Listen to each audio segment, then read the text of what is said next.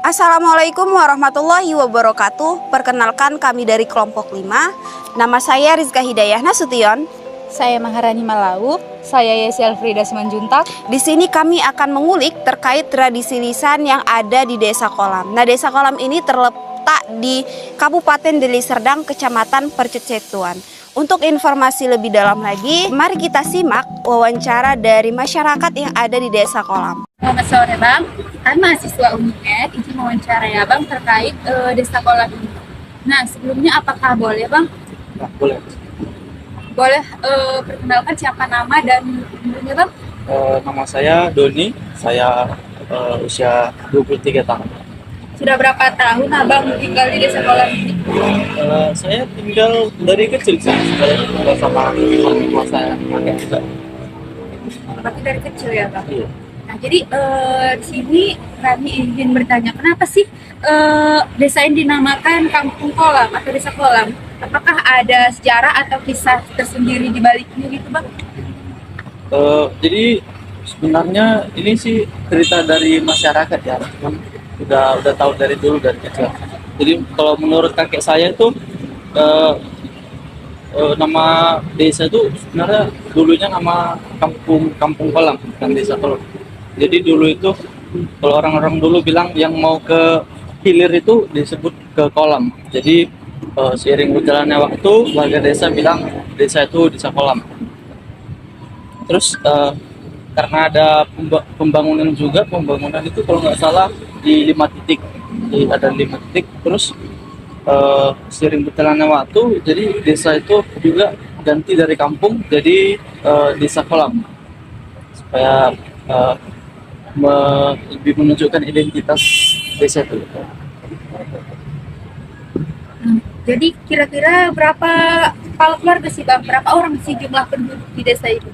Kalau menurut dari ketua RT yang sekarang itu mungkin sekitar 7.000-an kakak. Lalu Bang kira-kira sudah berapa tahun desa ini berdiri dan sejak kapan? Pengetahuan saya sih sudah lebih dari 100 tahun ya. Dari sekitar tahun 1877 sampai sekarang. Berarti Desa Kolam ini udah termasuk lama kali ya Bang? Iya, udah tahu. Kalau boleh tahu Bang, ini sebelum dinamakan Desa Kolam, apa ada nama lain selain itu? Sebelum itu? Ya ada. Jadi sebelum jadi Desa Kolam, dulu namanya itu Kampung Kolam. Cuman warga desanya mengganti jadi Desa Kolam supaya lebih menarik untuk didengar orang. Apa hal yang menonjol atau sesuatu yang menjadi daya tarik di desa ini? Misalnya monumen atau apa gitu Bang? Ada sih satu monumen yang namanya itu Tugu Ampera. Jadi di Tugu Ampera ini ada ceritanya. Kayak dulu ada pemberantasan G30 SPKI di daerah itu. Terus dalam pemberantasan itu ada 2 korban yaitu Jacob dan Adlin. Jadi untuk mengenang 2 jasa mereka dibangunlah Tugu Ampera. Terus satu lagi yang saya tahu itu ada Masjid Al-Hakim. Masjid itu terbuat dari kayu sama daun nipah. Atapnya itu daun nipah. Terus dulu katanya Belanda sempat menggeledah tempat itu. Baik, apakah sejarah daerah ini mempengaruhi budaya dan tradisi yang ada saat ini di Desa Kolam? Menurut saya sih berpengaruh ya, cuman saya rasa anak-anak muda sekarang kurang tertarik dengan sejarah desa ini. Terus banyak juga memang keluarga yang mulai berpindah ke lokasi lain, nggak di tempat itu. Jadi mungkin ceritanya sudah berkurang, jadi nggak terlalu dikenal sama orang lain. Baik, pertanyaan terakhir nih Bang, apa saja agama dan kepercayaan yang dianut oleh masyarakat di daerah ini? Kalau agama di daerah itu sih kebanyakan mayoritasnya agama Muslim dari suku Jawa ya. Terus pada era Belanda dulu sempat juga orang-orang dari Jawa pindah ke daerah itu untuk jadi kuli perkebunan gitulah. Terus hasilnya itu lumayan besar lah pada masa itu. Nah, mungkin itu aja Bang pertanyaan kami. Terima kasih atas waktu. Ini merupakan ikon yang ada di Desa Kolam, yang menjadi salah satu ciri khas dari Desa Kolam tersebut. Tugu ini berlokasi di Desa Kolam, Kabupaten Deli Serdang, Kecamatan Percut Setuan. Tugu ini masih berdiri kokoh, berada di dekat parit dan di belakangnya terdapat hamparan sawah. Berdasarkan catatan sejarah yang telah kami temukan, saat Partai Komunitas Indonesia dinyatakan ilegal oleh pemerintah, saat itulah berbagai gerakan muncul untuk memberantas PKI. Begitupun yang terjadi di Sumatera Utara. Pemuda Pancasila beserta massa lainnya mengatur strategi untuk memberantas PKI di Kampung Kolam, di mana Kampung Kolam tersebut sebagai mayoritas penduduknya dianggap sebagai pendukung partai komunitas itu. Saat itu disebutkan 2 orang pemuda Pancasila tewas di area ini.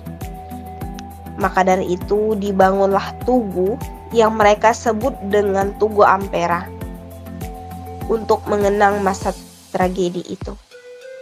Tugu ini juga menjadi simbol untuk mengenang peristiwa tewasnya seorang kader pemuda Pancasila dan HMI atau Himpunan Masyarakat Islam yang bernama M. Jacob dan Adlin Prawira.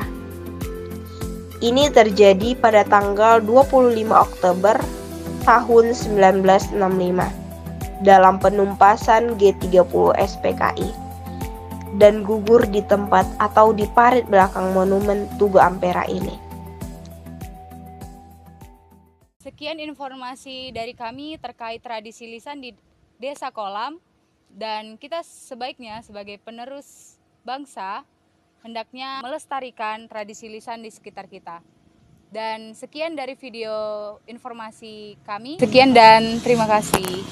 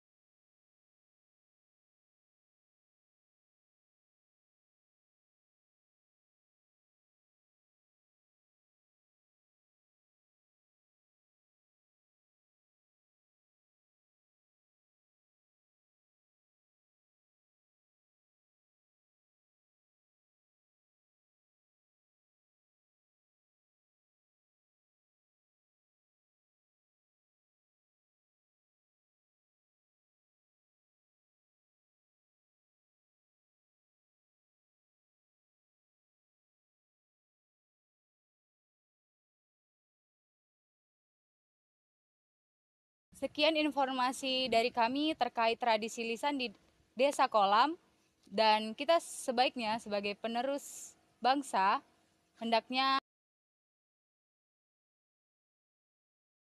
Sekian dan terima kasih. Bye.